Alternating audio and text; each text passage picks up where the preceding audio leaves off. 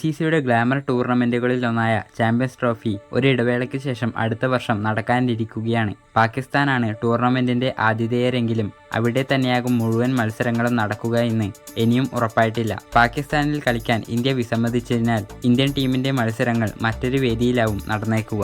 8 മുൻനിര ടീമുകളാണ് ഏകദിന ഫോർമാറ്റിലുള്ള ചാമ്പ്യൻസ് ട്രോഫിയിൽ അണിനിരക്കുക. നിലവിലെ ചാമ്പ്യന്മാരായ പാകിസ്ഥാൻ കിരീടം കാത്തുസൂക്ഷിക്കുക എന്ന ലക്ഷ്യത്തോടെയാവും തയ്യാറെടുക്കുക. ഇതേസമയം ഇന്ത്യൻ ടീമിലെ ചില താരങ്ങൾക്ക് ഇത് അവസാനത്തെ ചാമ്പ്യൻസ് ട്രോഫി കൂടിയായിരിക്കും. വീണ്ടുമൊരു എഡിഷനിൽ ചിലരെ കണ്ടേക്കില്ല. അവർ ആരൊക്കെയാണെന്ന് നോക്കാം. ഒന്നാമത്തെ താരം രോഹിത് ശർമ്മയാണ്. ഇന്ത്യൻ നായകനും ഇതിഹാസ ഓപ്പണറുമായ രോഹിത് ശർമ്മയാണ് ഈ ലിസ്റ്റിലെ ആദ്യത്തെയാൾ. 37-കാരനായ അദ്ദേഹത്തിനു വീണ്ടുമൊരു ചാമ്പ്യൻസ് ട്രോഫിക്ക് ബാല്യമുണ്ടാകാൻ കഴിഞ്ഞേക്കില്ല.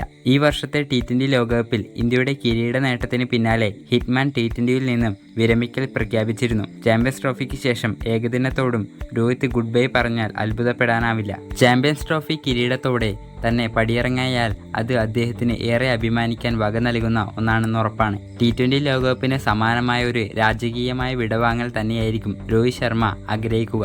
ബാറ്റിങ്ങിനൊപ്പം ക്യാപ്റ്റൻസിയിലും തിളങ്ങിയാൽ അത് അദ്ദേഹത്തിന് ഇരട്ടി മധുരമായി മാറുകയും ചെയ്യും. ഈ ലിസ്റ്റിലെ രണ്ടാമത്തെയാൾ വിരാട് കോഹ്ലിയാണ്. മുൻ ക്യാപ്റ്റനും ബാറ്റിംഗ് ഇതിഹാസവുമായ വിരാട് കോഹ്ലിയാണ് അവസാനത്തെ ചാമ്പ്യൻസ് ട്രോഫി കളിക്കുന്ന രണ്ടാമത്തെയാൾ. 2017 അവസാന എഡിഷനിൽ റണ്ണറപ്പായ ഇന്ത്യൻ ടീമിന്റെ ക്യാപ്റ്റൻ കൂടിയാണ് അദ്ദേഹം.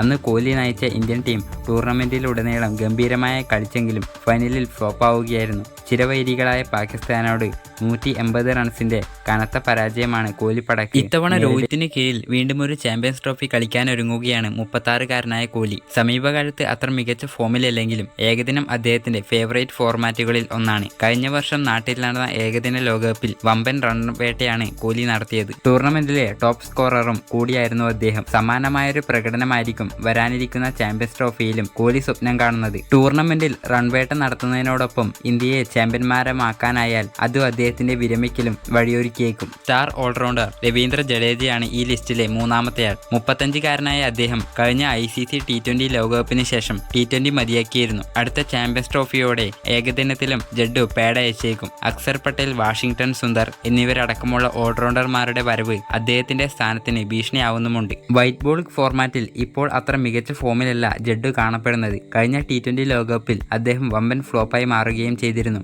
ഇതിന്റെ പേരിൽ ഒരുപാട് വിമർശനങ്ങളും പരിഹാസങ്ങളുമെല്ലാം ജഡേജ നേരിടുകയും ചെയ്തിരുന്നു. കഴിഞ്ഞ വർഷത്തെ ലോകകപ്പ് ഫൈനലിൽ ഓസ്ട്രേലിയക്കെതിരെയാണ് അദ്ദേഹം അവസാനമായി ഏകദിനത്തിൽ കളിച്ചത്.